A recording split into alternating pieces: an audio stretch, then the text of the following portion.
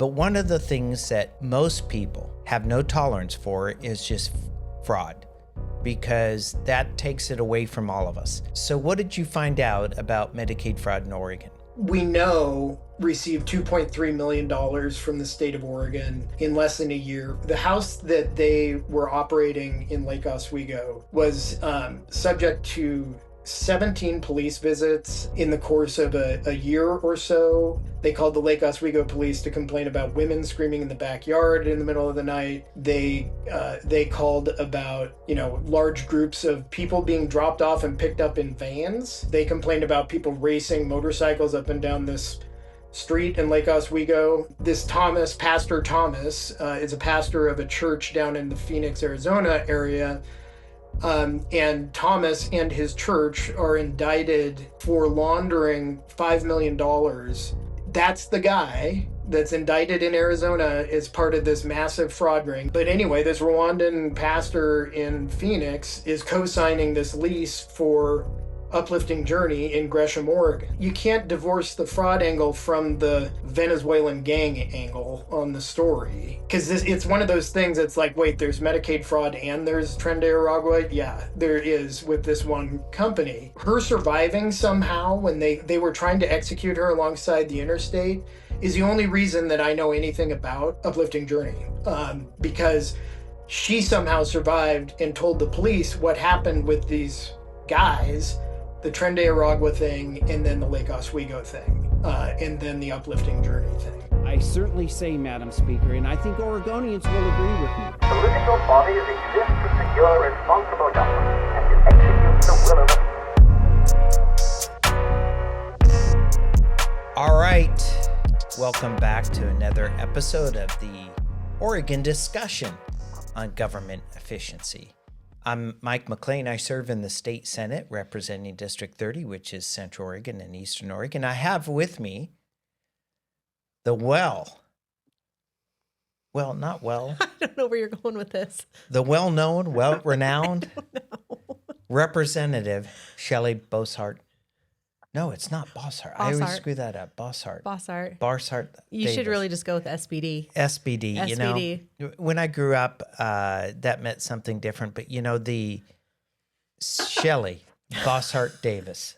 We're on a good start. I just butchered that. I imagine we're going to edit that, but nevertheless, it'll be great. My co-host. Happy to be on tonight representing Albany's 15th district, or Oregon's 15th district. We're on a roll tonight, Mike. My gosh. Oregon's 15th district representing the Albany area. And we are on a roll, and we are going to get better. We're going to get better. Mm-hmm. And today we're going to talk about Medicaid fraud. Many of you have heard about what's going on in Minnesota and, the video taken there by Nick Shirley, mm-hmm. and the guy who did a lot of work to investigate. And, now there's all sorts of investigations going on, Medicaid fraud. And we pay a lot of money to the federal government, and the government sends money to the states to administrate the Medicaid program in their state. In Oregon, it's called the Oregon Health Plan. And but we had someone in Oregon who has investigated Medicaid fraud, Jeff Eager, who is the founder and main author of the Oregon Roundup. You can read it on Substack. You can go to the website and learn about it. I did a podcast with Jeff during Dorchester. Oh, excellent. And after it was over, the crowd just went wild. I'll bet. I can imagine. People immediately rushed the stage. And I, of course, got my pen out, assuming they're autograph seekers. And maybe they were, just maybe for somebody else. They bypassed me. Oh, okay. And embraced Jeff Eager. I think they carried him out on their shoulders. But at any event, popular. But he's done great work investigating the state of Oregon, and he has done records requests and all sorts of stuff to hold our state government accountable. And one of the things that I've always admired about the Oregon Roundup is the level of research and investigation that Jeff and other contributors do. And I'm always eager to see the next publication because of, I mean, the citations and the work. It's really fantastic. But today we have on remotely Jeff Eager to talk about his investigation into the Oregon Health Plan and Medicaid fraud in Oregon. So welcome to the podcast, Jeff. Thanks, Mike. Thanks, Shelly. Mike, you have a much different recollection of what happened at Dorchester than I do, but that's fine. To each his own. Well, they may not. Maybe they carried you out to tar and feather you. I don't know. It's possible. But it was a wonderful podcast we did together, and so happy to have you on. Tell us a little bit about yourself and about the Oregon Roundup. Yeah, so about myself, I'm a my real job is I'm a business and real property lawyer in Bend, and I've always been into politics. After college, worked on the Hill in DC for Greg Walden. Came back to Oregon and went to law school. Then moved here to Bend. I went to high school here. And started practicing law, ran for the Bend City Council, won a seat. Bend's politics were a lot different then than they are now, and became mayor of Bend for a couple of years, didn't run for re-election. Done some political consulting since, and more recently, my kind of political stuff has been through the Oregon Roundup. It started as just a weekly newsletter about trying to market my law firm. Frankly, it was called the Bend Business Roundup. And I would run stories about like local business news and stuff. And then as I got more comfortable doing it, I started doing more political stuff because that's me. And then eventually I made it state, kind of focused on state stuff, called it the Oregon Roundup. And then 3 years ago, I think it was 3 years ago, went from doing largely opinion pieces to focusing more on original news reporting. And the idea there being that one of the things that keeps Oregon getting the same terrible governance it gets is that there is a lack of actual news reporting, period. And then a lack of any news reporting that's not from the viewpoint of a progressive ideology, because all the big players in the state, they're all kind of ideologically similar, and I would argue from a partisan standpoint similar. And so that means they cover certain stories and don't cover others. I happen to think that the stories that they don't cover are really important. And those are the stories that we try to cover, I try to cover at the Oregon Roundup. And so that's me. I forget what your other question, I got so enthralled with talking about myself, I forgot your second question. That happens to me all the time. I appreciate how the Oregon Roundup really originated, but it's just been fantastic, the investigations you've done. In a lot of ways, your hobby has really become well received in Oregon, followed by lots and lots of people. I know not just exclusively those of us, center to right, but I know a lot of Democrats who follow it too, because it's well written, well researched, and you are covering stories that need to be covered. And, one of the reasons we started this podcast was to get the facts out there, to say to people, look, this is how your state agencies are conducting themselves. This is the money they're spending. Do you agree? Do you not agree? Trying to, in essence, cover what isn't being covered. And, often reliance on traditional media doesn't get you the complete story, especially, in a blue state. Look, people can criticize red states. We don't live in a red state, right? We live in a blue state, and they're not going to report their own dirty laundry. And agencies, are there. Their heads serve at the, pleasure of the governor, and guess what? They fall in line. So very much appreciate the Oregon Roundup. How do our viewers follow you? Yeah, the best thing to do is you can just go to oregonroundup.substack.com, and you can read any of our articles there, and you can subscribe for free. You can pay too if you want, but you don't.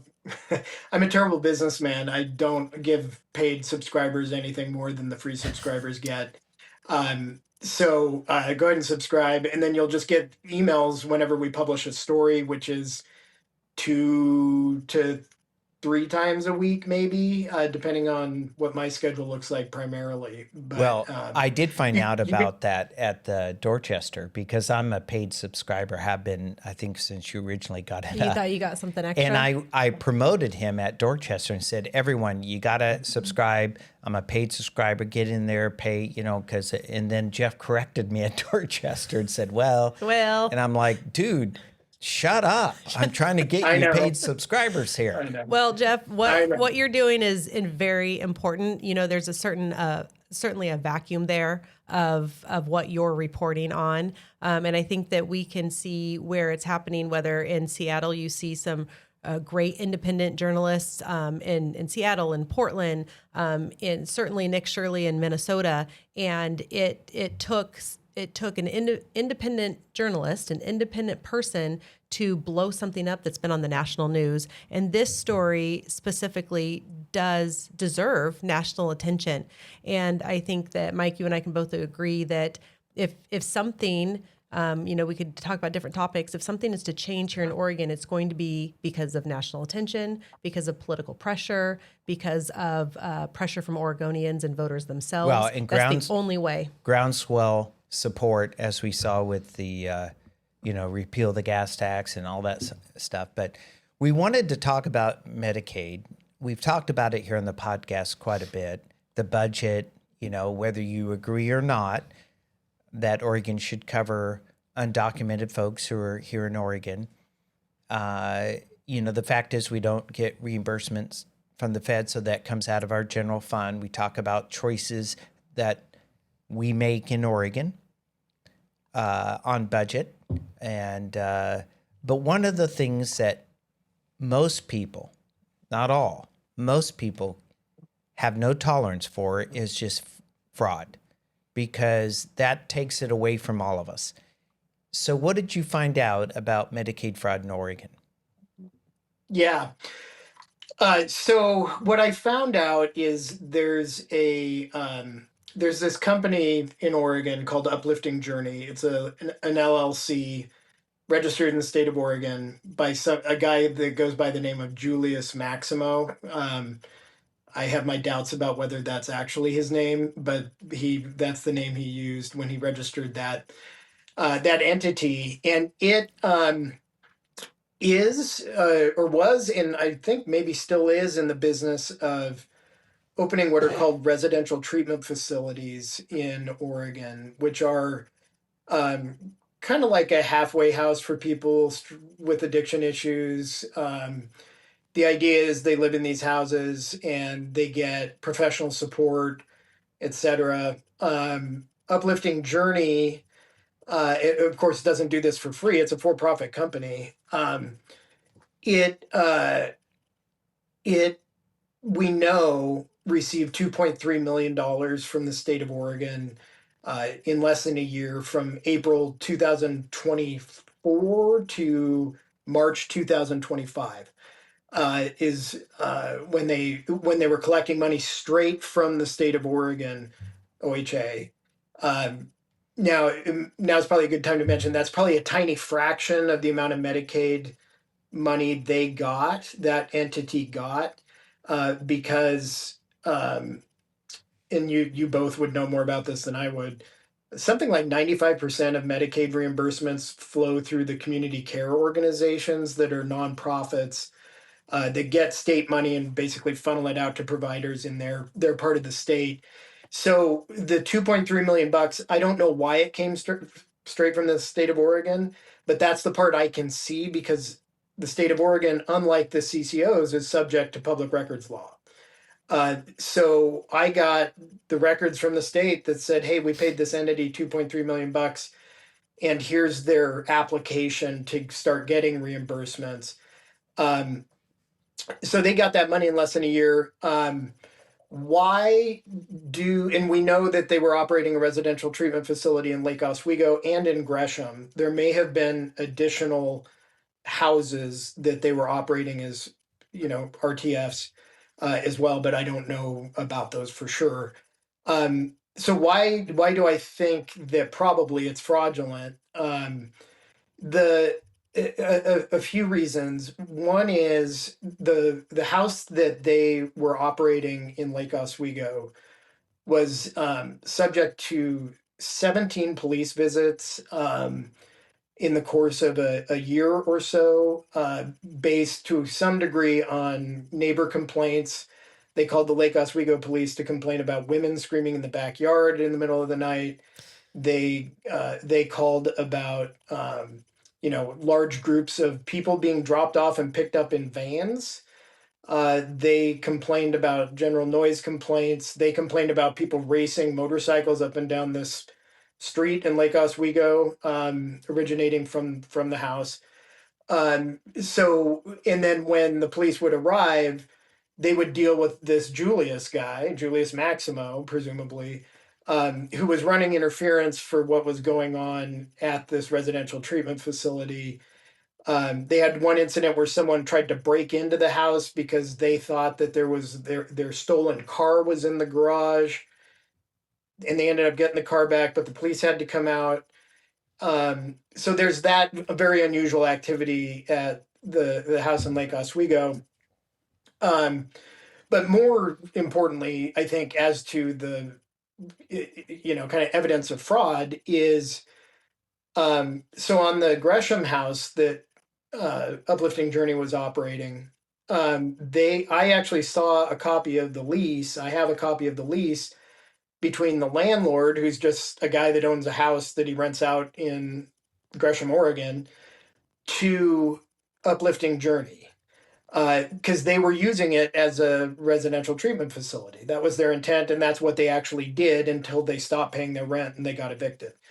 On this lease, you have, for Uplifting Journey LLC, you have Julius Maximo signing, which makes sense because he's one of the members of the LLC. But then you have, as a co-signer, this guy named Thomas Mukanyarama, and I am certain that I'm mispronouncing his name. I'll just call him Thomas. Thomas, I had never, when I saw the lease and I saw this person's co-signing, and then the landlord had told me that he was communicating with someone in Arizona about getting the co-sign. I was like, well, who's this guy? So I Googled him, and it turns out that this guy, and I later, the landlord provided me with his driver's license. It's the same guy. This Thomas, Pastor Thomas, is a pastor of a church down in the Phoenix, Arizona area. And Thomas and his church are indicted by the Attorney General of the state of Arizona, who is a Democrat, for laundering $5 million out of what was allegedly a $60 million Medicaid fraud ring in Arizona. So that's the guy that's indicted in Arizona as part of this massive fraud ring. He allegedly sent of the $5 million he allegedly laundered, he sent $2 million of it to Rwanda. So his church was for Rwandans living in the Arizona area. He himself is from Rwanda. There were a lot of Rwandans involved in this Phoenix thing. It's kind of, frankly, it looks to me kind of like the Somali thing in Minneapolis is the Rwandan thing in Phoenix. But anyway, this Rwandan pastor in Phoenix is co-signing this lease for Uplifting Journey in Gresham, Oregon.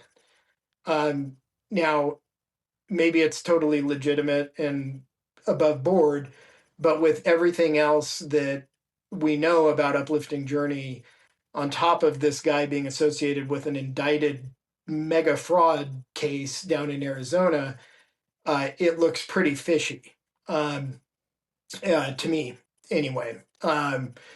Add to that, so that's kind of like the fraud angle, but you can't divorce the fraud angle from the Venezuelan gang angle on the story. Because it's one of those things that's like, wait, there's Medicaid fraud and there's Tren de Aragua. Yeah, there is with this one company.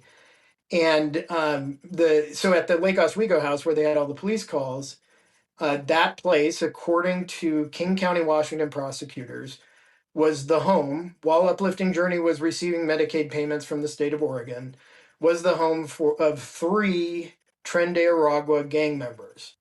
And on January 21st of 2025, two of those Tren de Aragua gang members allegedly went up to Burien, Washington, just outside of Seattle near SeaTac Airport, and confronted this woman as she was leaving her apartment, shot at her, and then forced her into their car, and proceeded to drive. I went to I was at the apartment complex a couple weeks ago, and it's not an especially nice apartment complex. People did call the police after the shot went off, but they were gone by then. And while they were driving her around, they were trying to get her phone access, her password for her phone, so they could get her financial information. They happened to have a power drill with them and actually drilled into her hand until she told them what the passcode was so that they could get into her phone and access her financial information, her bank information. They robbed her. She had $20,000 worth of gold on her, which, who knows what her deal is, but she had 20 grand worth of gold on her. And they took that, and they took some of her jewelry as well. Drove her up from Burien up to Snoqualmie Pass on Interstate 90 in Washington, east of Seattle. And while they were driving up there, they were telling this woman who was 58 years old, we're going to kill you. We're going to kill your family. The bears are going to eat you where we're going to dump you. They were talking amongst themselves. She knows too much. We've got to get rid of her. They pull off alongside I-90 and force her out of the car, force her to get up and over the Jersey barrier out into the snow alongside the freeway, and shot her. And they thought they had killed her at that moment. They had not. They hit her in the shoulder. I don't know which shoulder. And she was able to crawl to safety, and called the police and all that other stuff. Her surviving somehow when they were trying to execute her alongside the interstate is the only reason that I know anything about Uplifting Journey, because she somehow survived and told the police what happened with these guys, the Tren de Aragua thing, and then the Lake Oswego thing, and then the Uplifting Journey thing. And so anyway, they left her for dead. She didn't die. Police come, she talks to the police. Once those guys tried to kill her and thought they had killed her, they came back down. They went back to the apartment complex in Burien, stole her car, and then drove back down to Lake Oswego to the Uplifting Journey house and kind of convened there. And then they scattered. They ended up arresting one of the guys that lived in Lake Oswego in Chicago. Another of the guys is still at large.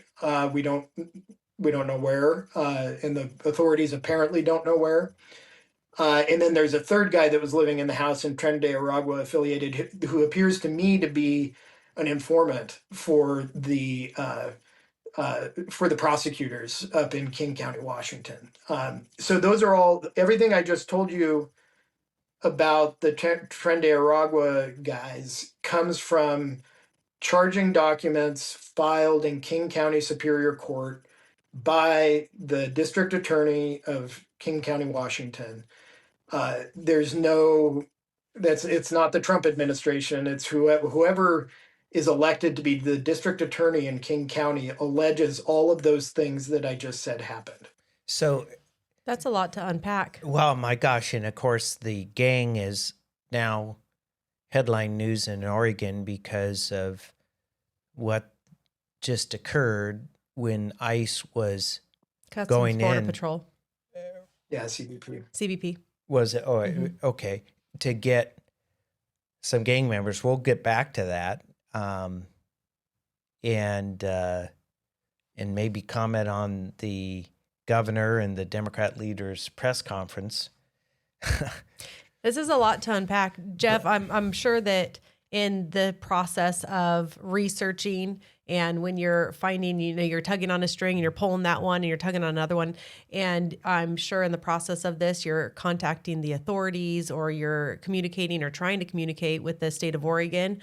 I'm sure they saw what we saw and you saw, and they're all over this, and they're trying to get to the bottom of this too. Right? Because this is crazy. So I'm sure they're right beside you, and they're opening investigations left and right. When I first found out about that the state of Oregon had reimbursed Uplifting Journey, so all I knew at the time was the Tren de Aragua stuff. That Uplifting Journey existed, and I had heard that they were reimbursed by the state of Oregon out of Medicaid. So and how much again? $2.3 million. $2.3 million in 11 than months. A year. Yeah, 11 months. Okay. So that's over $220,000 a month, roughly. Yep. Okay. Yep. And they've got 2 homes.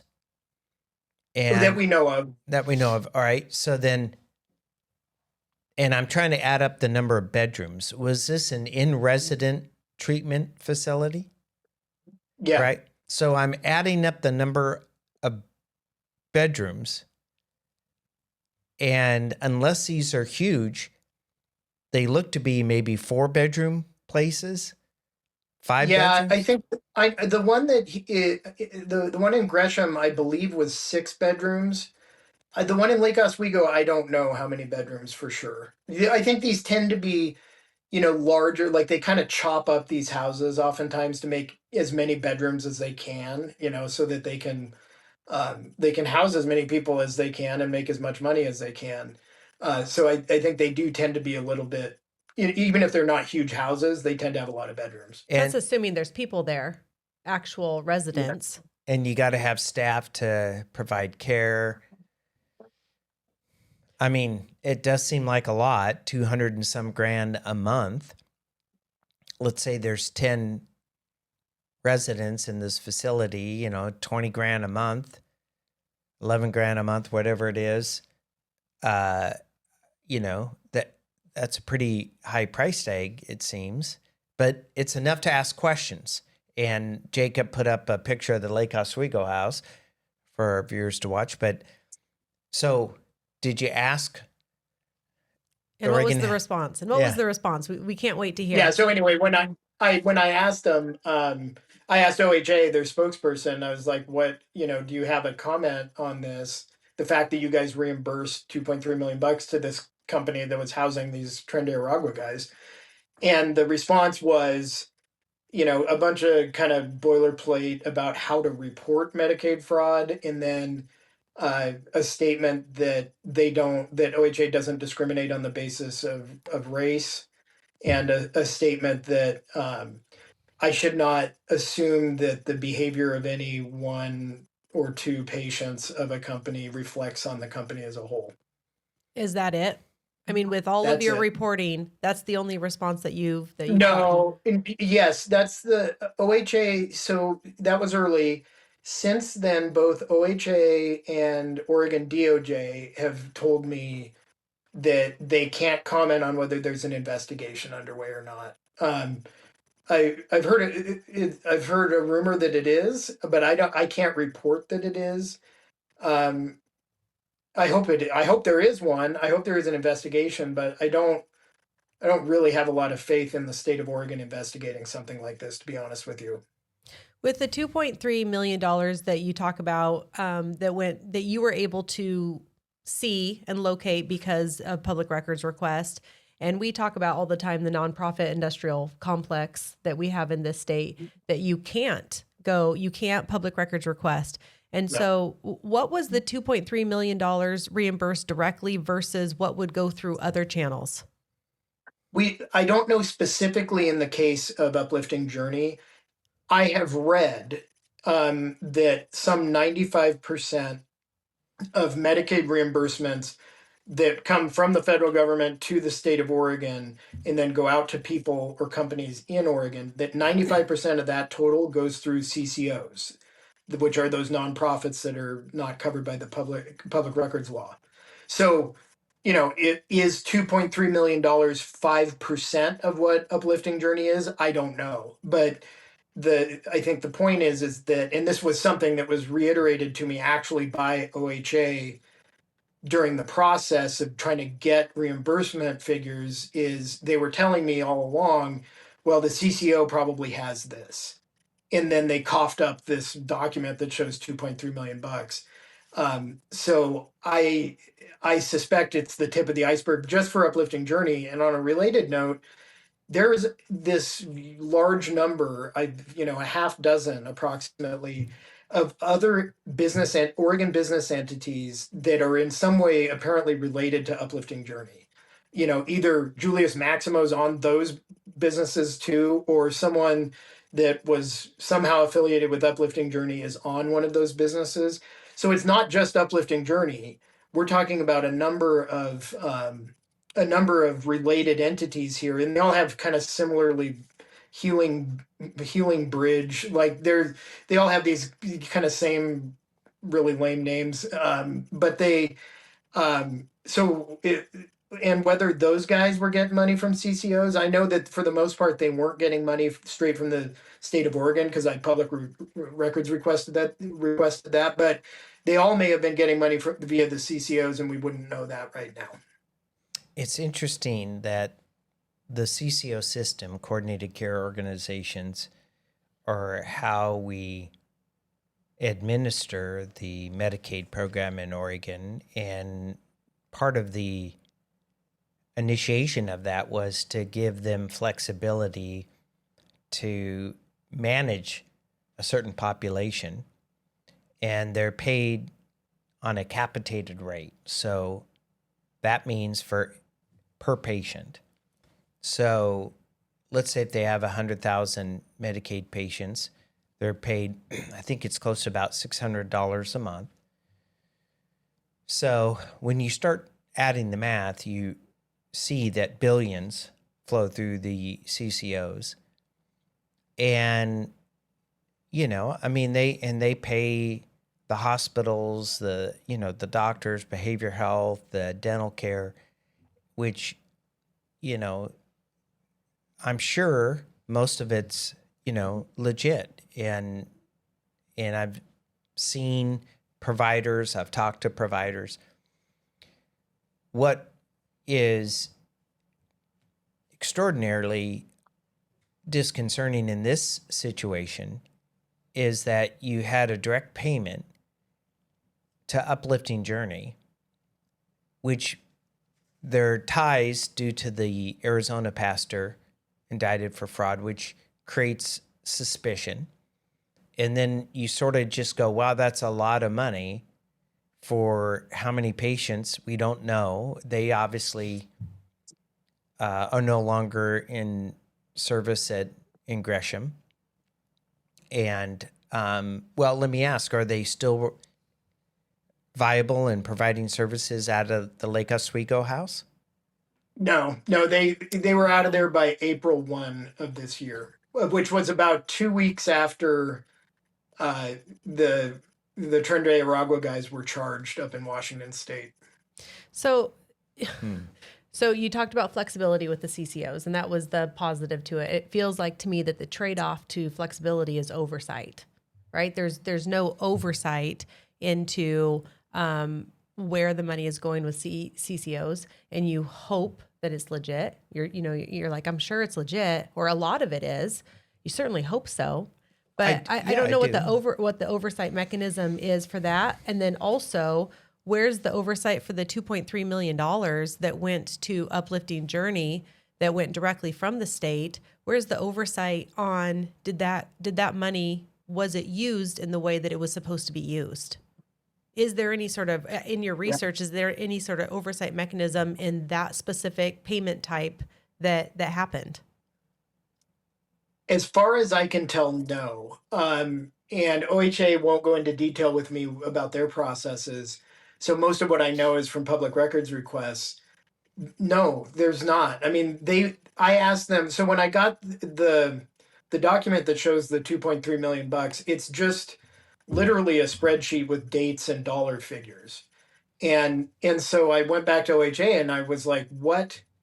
There must be invoices or documents that triggered these reimbursements. And they said, no, we don't have those. And so I literally don't know how they knew to pay Uplifting Journey. There has to be something. But they told me in response to my records request that they had no documents that triggered those payments. So I don't know what their process is. What's interesting about the alleged Medicaid fraud in Minnesota was that you had all these suspicious facts of multiple providers being listed at one address. The volume of money is shocking. No children present. Well, then they go there and they say no children present. And then there's all these excuses of people who say, well, we don't open till 2. Yet the rules require them to be open during the workday. And all this stuff, which is, after a while, if it, walks like a duck, quacks like a duck, it's a duck, right? So obviously, and now the scrutiny on Minnesota is pretty intense. Mm-hmm. The retort initially was, well, this is racism because they're Somalis. And I saw a report, again, I'm just reading online about it. So I have no independent verification to our viewers.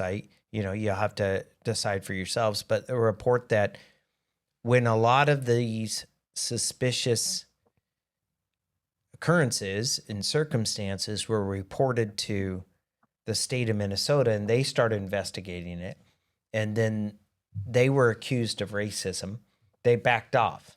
Yeah. Because the accusation of racism is career fatalistic for a lot of bureaucrats. Have you been called a racist? I mean, yes, but not in relation to this story overtly. I mean, the closest anyone's, well, that's not true. So, like in the comments on some of my stuff, I remember someone did say, what, are you just doing this because these are brown people? And then OHA, I mean, I guess kind of implied that asking the question was racist. Well, I would think so. That was, in my mind, that was the clear implication is, but fraud is fraud, right? And so, yeah. So we have a provider who's now out, who seems to have shut down, as far as we know, operations following the indictment of the Venezuelan gang members. And what is the gang again? Tren de Aragua. Tren de Aragua. Aragua. Okay. So we only know about 2.3 million. So we know that's a minimum of what they got. We don't know what they got out of the CCOs. Have you contacted the CCO over that area and asked? Yes. And I've gotten no response in request for documents and for comment. Well, maybe we should ask. I was going to say, Jeff, what's your conversation? I know at least one legislator you've been speaking to, but we're starting legislative days tomorrow, and then we're coming up on the short session. Is there any communication that you know of that people that are sitting on probably the healthcare committee are going to be asking questions specifically on this? Not that I know of.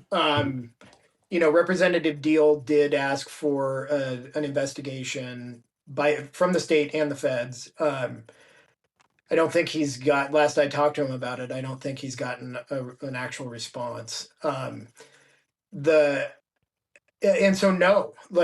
As far as I know, no one on the health committee is going to ask questions about this.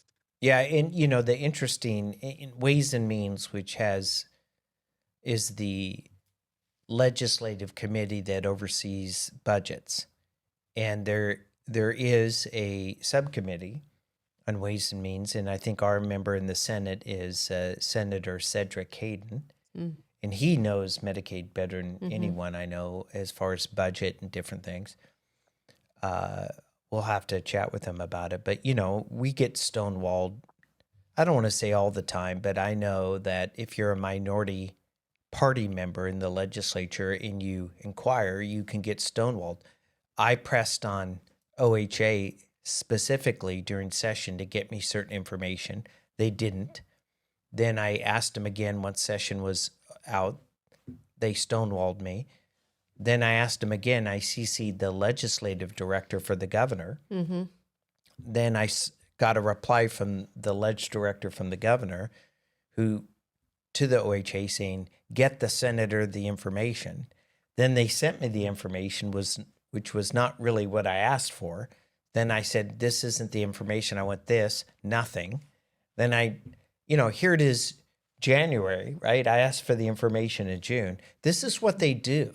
And this is what I hope listeners know, that when you have one political party, in charge of every facet of government, you get stonewalled if you're not a member of that party. Now, it's not, look, if you are a member of that party and you're pressing and pushing on an area that you're not supposed to, you probably get stonewalled as well. But this is what happens. And so what do? Public records requests, you draw attention to it, and you let the facts get rolled out. Now, speaking of which, let's talk about facts, because just the other day, that gang you investigated up in Washington and its ties to Oregon also made the news.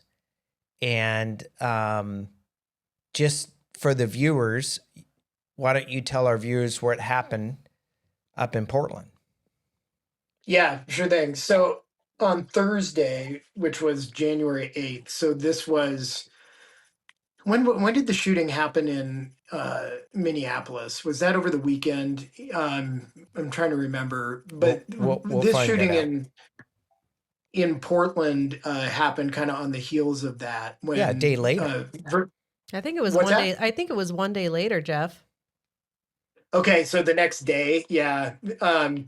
Minnesota, the Minneapolis shooting was still very much in the news, and then you have this reported shooting in Portland by Customs and Border Control agents the next day or whenever, and so when the first kind of bulletins about the shooting were just CBP shoots and injures 2 people in Portland, Oregon.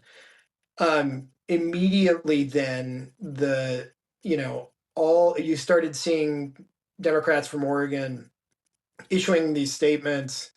I saw Wyden, Janelle Bynum had an absolutely bizarre statement. Yeah. That afternoon. And then you had, Tina Kotek hold a press conference. She, they were all saying, more or less the same thing, which is that this is an atrocity. The federal agents have visited upon the people of Portland, and there were varying degrees of, get out. Janelle Bynum said, told the federal agents, get a steppin', which I think means get out. She called them goons. And She Drop called the them F-bomb. goons and, all Good. sorts of stuff. Also, And state-sponsored state, terrorism.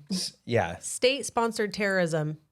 Come yep, on. that's what she called that event. And so they all come out and do that, reflexively, because they want to be I guess, the Tim Walls of this story, right? And they want to get out there and put on the show, the immigration enforcement show. And then it comes out, shortly after, like in the hour or so after, that the two that were shot, a man and a woman, the Fed said first, they are Tren de Aragua affiliated, and Tren de Aragua is a gang from Venezuela, originating from Venezuela, and it's a human trafficking gang, it's a drug trafficking gang, it does a lot of stuff to make money, and they're just nasty. You're really violent. I mean, those, allegedly those two guys drilling the hand of the woman is an example. They're not nice. It's not a nice group of people. Right. So then the feds say that, and then, but then, later, I think it was the next day, that's where the Portland police chief Day had that press conference where he, I think what got the most notice is that he was crying during it. I think the biggest part of that was that he acknowledged in his press conference that they believed these guys did have Tren de Aragua affiliations, and then that's why he was crying, because he said, I believe he said, I hesitate even to share what I just said, after he had said these guys are Tren de Aragua, because of the past discrimination against our Latino neighbors, and that's what instigated the crying. But he acknowledged, so Portland Police Bureau acknowledges these guys are Tren de Aragua affiliated. They alleged, what the feds say happened is that the guy of the two that were shot, he was driving his truck, and as they were going to get arrested, he started just backing up and going forward and ramming into the front end of this CBP vehicle that was parked there on the street, trying to apprehend him.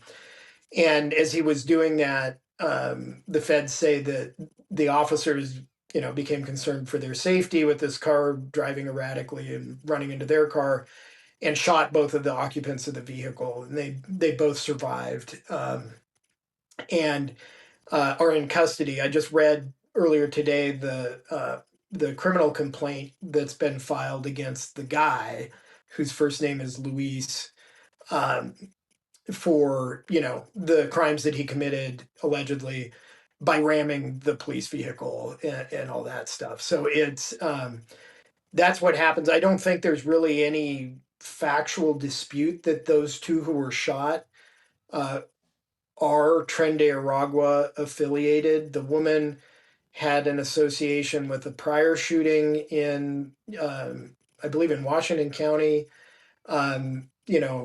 She herself was allegedly part of a Tren de Aragua prostitution ring in the Portland area.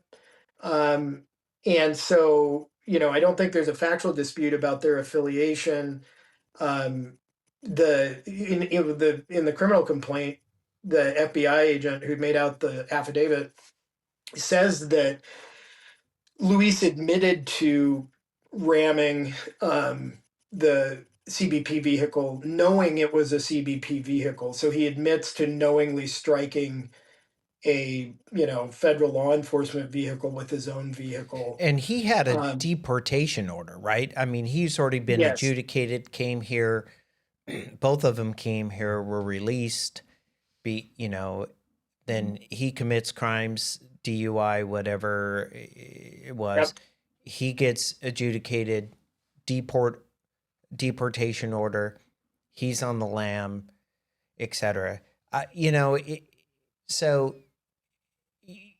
I've heard from others who know Chief Day personally that he's a good guy. They think highly of him. I don't really know him that well. You know, the conference is on video, so go watch it, whatever. But you know, I believe my friends. That he's a good and decent man. The point that I bring it up is, without facts, without letting the process play out, the leaders of Oregon, the mayor of Portland, the governor, the who's who, you look behind you, you see all these legislators and, all this county commissioners, right? Their first assumption was that this was something which was clearly it was not. They just thought it was, Janelle Bynum and et cetera, Jeff Merkley, Maxine Dexter. I mean, all these people elected Democrats. The first assumption was wrong. They rushed to judgment. It's tribalism running amok, and they just got it totally wrong. And then, as we saw later, Senator Bruce Starr and leader Lucetta Elmer and others came up and said, hey, what you did was not only wrong and poor leadership, but you are inciting people to view law enforcement as rogue, violent actors, goons, as Congresswoman Janelle Bynum calls them. God only knows the ripple effects from that. And this is very alarming. It's ironic in a way that before any of this happened, you had already investigated these gang ties and this tie to this provider of residential treatment, the amount of money coming to Medicaid. Since the incident in Portland, have people contacted you? And, what was your impression after hearing that? Well, I mean, my first impression was, because I had heard about the shooting and everyone, the Democrats saying what the Democrats said. And then I was in a meeting or something. I was away from the news for a while, and then I came back on and I was like, oh, the feds say they're Tren de Aragua.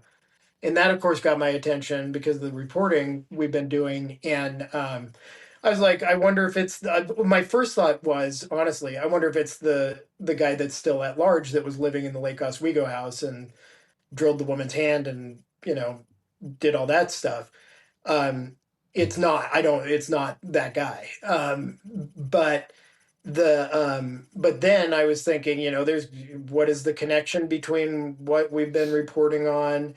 And then I also kind of, my thinking was, okay, I've been covering Tren de Aragua in Oregon probably more than anyone else. Yeah, oddly, I never saw myself being on like the gang beat. And so then I was like, okay, well, I need to get some stuff out about what we know about Tren de Aragua activity in the Portland area, and that it's, it's a thing. I mean, we know it's a thing, and this just confirms that. And most of us didn't know. I mean, I didn't know what Tren de Aragua was before I came across it in this context either. But a lot of us don't know about it. But it's here. I mean, if you read the complaint against Luis, the criminal complaint, one of the striking things is that, this prior shooting she was allegedly involved in, it has to do with the prostitution deal gone bad. And she says that these guys that hired her as a prostitute stole her money. And when that happened, she went and made a couple calls, and there were like 6 to 8 guys there, all somehow affiliated with this Tren de Aragua prostitution ring, that then went to these, the people's house or apartment or wherever they were, and confronted him with a gun and shot and, like got the money. Like the purpose was to get the money.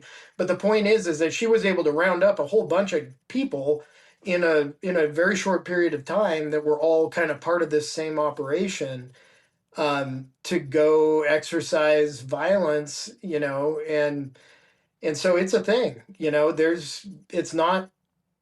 we know about now the stuff that I've reported on, and now we know about this blip of it. And we also know, and I've heard good things about Chief Day, from some people as well.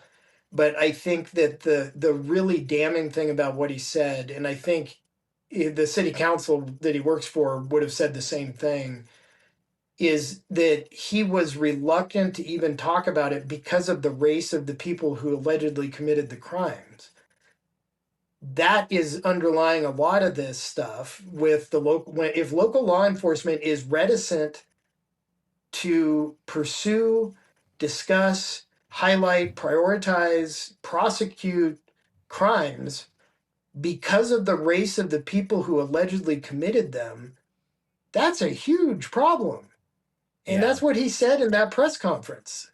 Yeah, empathy is misplaced when you're not fulfilling obligations to keep people safe because of that. So what a story. You pull the thread on a sweater, and all of this comes out. Do you know where Mr. Maximus, or not Maximus? I mean, it's a great name, Julio. I mean, it almost sounds. Mike's jealous. Yeah, I mean, seriously. I mean, name. it's Maximo Julius. Julius Maximo. Julius Maximo. Do you know Julius Maximo? Does anyone know where he is? And Julius Caesar went by Julius Maximus. So Julius Maximo was maybe naming himself not quite correctly after Julius Caesar. Possibly. Well, maybe, but so we don't know where he is. We don't know. I've heard from multiple sources now that he's in Boston. Before he came out here to Oregon to set up or operate or whatever these, Uplifting Journey and related business operations, that he had come from Boston. I think my perception is he is himself. He's an African-looking gentleman. His social media has photos of him that to me look like they were taken in a third world country with barbed wire fence, like razor wire. It's hard to explain. For all I know, he could be Rwandan, right? So that would be one connection with Pastor Thomas from Arizona, who runs the Rwandan church down there, and was accused of being related to the Medicaid fraud. But yeah, anyway, Julius went back to Boston is the story that I hear from people that, did or do business with him, that he's gone back to Boston. So factually, there's the information that you would need and our viewers would need to conclude Medicaid fraud occurred. We can't get because OHA won't give you the records. Is that true? Yeah, correct. There's no direct. The way to get direct evidence of the fraud would be, here's what, either the CCO or OHA got from Uplifting Journey that triggered whatever the reimbursements that occurred, and then you would need some kind of records on the Uplifting Journey side to show, like, did they actually pay providers, or what were they doing with the money, and that's of course not stuff I can get. It's something that would take an actual investigation with subpoena power. One piece of information I do know related to that is I did talk to a nurse practitioner who did like counseling of sorts. Like she was a mental health nurse practitioner who supposedly, did like counseling sessions with some of the Uplifting Journey people. Now I don't know in what house or whatever, but she said she only did a few of them, and that she didn't get paid. They didn't pay her, and so what she told me is that she stopped doing that for them, and that she said also dealing with them, including Julius, was, they were just a mess in the way that they handled everything, and they were erratic in terms of the people who would show up for these counseling sessions, et cetera. And ultimately, she said she didn't get paid by them. So that seems an important fact too. So the odds that this is the only organization that's happening to, it's small, are so small. And I think the big takeaway for me, and a lot of bad in this incredibly crazy story that deserves more and more attention, is the fact that with this fraud, a couple things. One is this takes more and more tax dollars, right? This is all hardworking Oregonians' money that's going towards this. And it also takes it away from people that need it, right? We know that there are good organizations out there, and there are people that need help in a multitude of different ways, and this takes away from that, and it costs more and more and more to continue to operate it. In addition to this horrible story. And how it even segues into us talking about some of the responses of our congresspeople and governor. It's irresponsible and dangerous, and promotes it to happen more and more. So this story is crazy how many different twists and turns it took, Jeff, and appreciate you really digging into it. So what's next with this story? What's next for you? I know this isn't your main gig. Where do you go from here with this incredible story? Yeah, that's a really good question, Shelly. I don't know for sure. I'm working on a few things. OHA was supposed to perform a criminal background check for Julius and everyone else associated with these businesses. I'm trying to get public records about whether they actually did those or not. I don't think I'm going to be able to get whatever the results of any background checks might have been, just because of privacy laws. But I'm trying to figure out whether they actually perform those background checks, because it's not clear to me they did. They're supposed to by law, so that's one thing I'm working on.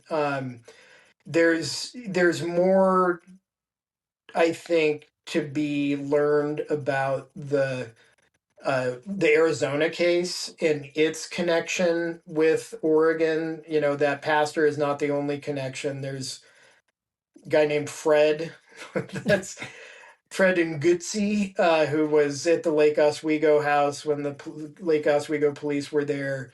He's the guy that was communicating with the Gresham landlord to get the cosign of the pastor Thomas. So there's a bunch of connections to that, prosecuted fraud case down in Arizona, and I'd like to flesh those out a little more. Maybe try to learn about how the Arizona guys did their alleged fraud, to see to what degree what we're seeing here in Oregon was an extension of, replication of, related to that stuff in Arizona. And so yeah, it could go any number of different ways. I've got a lot of things going on this one. It's so interesting because one, I commend you, keep at it. But number two, how do you investigate Medicaid fraud, right? Because the state has a system on billing, right? If you're a provider and they have audits and certain things, right? But if the state isn't going to investigate, You could say lots of reasons why. Maybe one of them's a political agenda or, whatever. Okay. But, Nick Shirley and what was in Minnesota, what you're doing in Oregon, and et cetera, is you raise awareness of a lot of suspicious things. And then you ask questions and you weather the accusations and the stonewalling.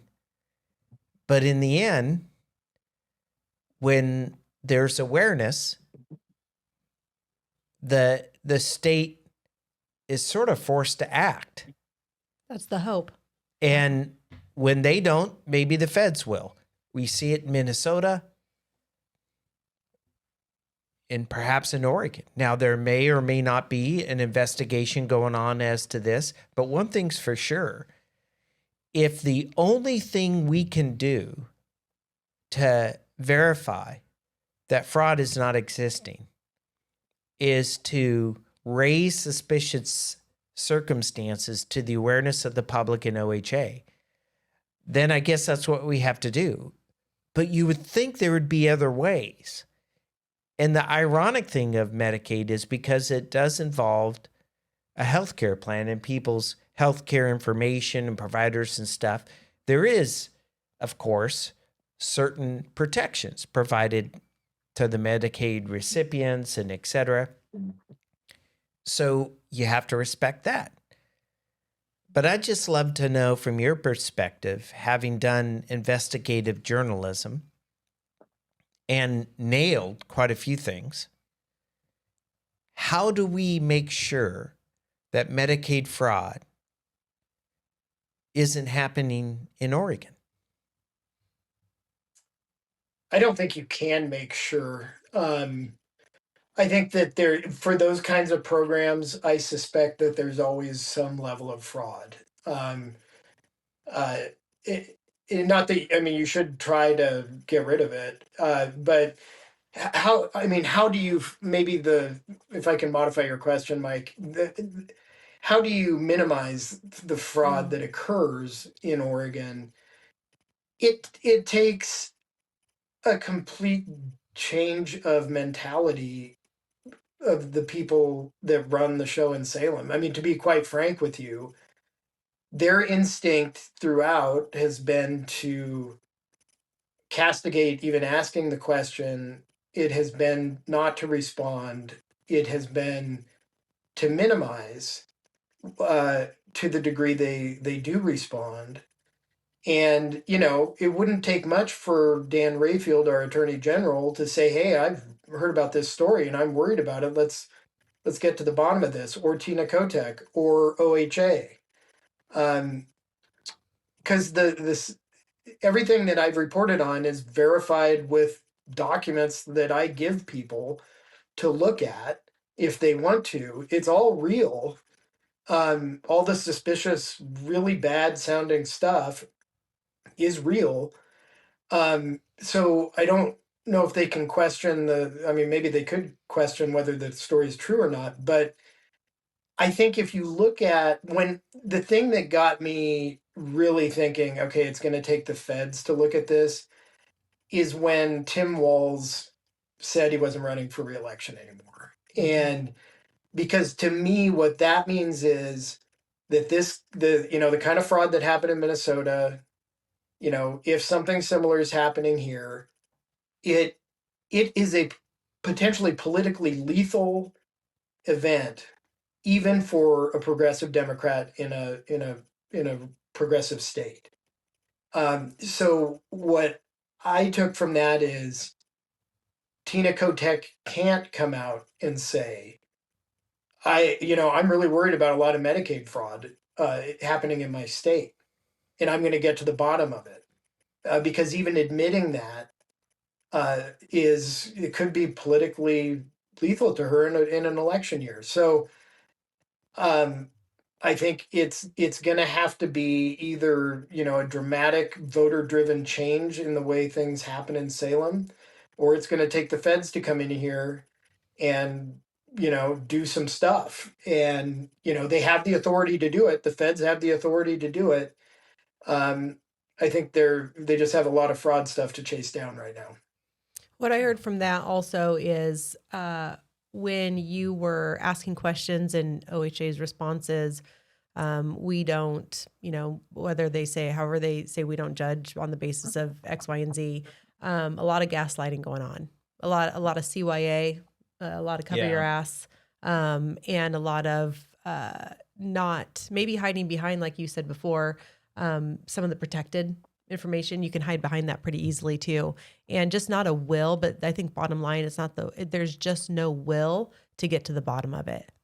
For agenda, for whatever the reasoning is, the nonprofit industrial complex, my guess is there's kickbacks downwind somewhere.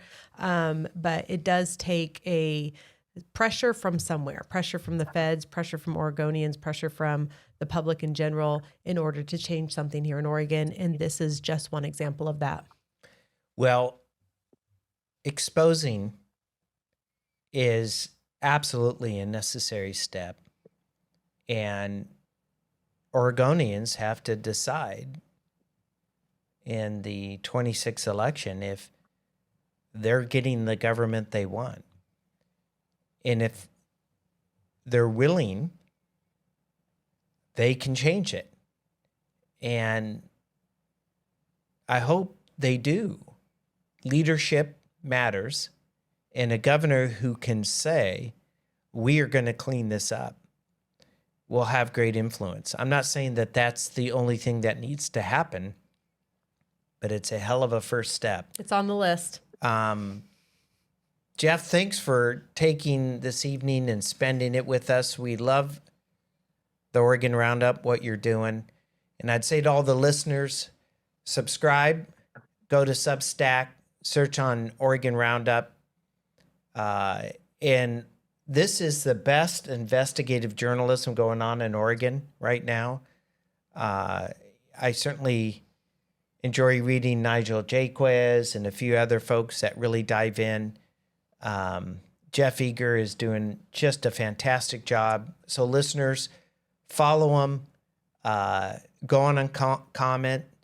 If you know of stuff going on that you believe Jeff should look at, let him know. Send him an email or connect to him on the Substack. And you're doing great work. I'm going to say this, even though Jeff, in his humility state, or perhaps his lack of business acuity, is going to correct me, but subscribe, because Jeff's putting in a lot of time. So all of you guys out there, hit subscribe. Last time I knew it was $50 a year. If you break that into how much a month, it's about $4.25 a month, which is about $1 a week. My God, for the good of your state, could you give up $1? And let's get Jeff going on the Oregon Roundup. And Mark Hester has contributed. I enjoy reading him too. I think his commentary recently on X during the college playoff concerned me because he had an SEC bias. I'd love to talk to Mark. Yes. Mark, if you're listening, call me. I want to know what Mike you has a think about problem. the SEC not having any team in the college championship. Mm-hmm. So, but Mark Hester contributes, and so it's really a great Substack. And well, with that, we'll see you next time on the Oregon discussion on government efficiency. Thank you.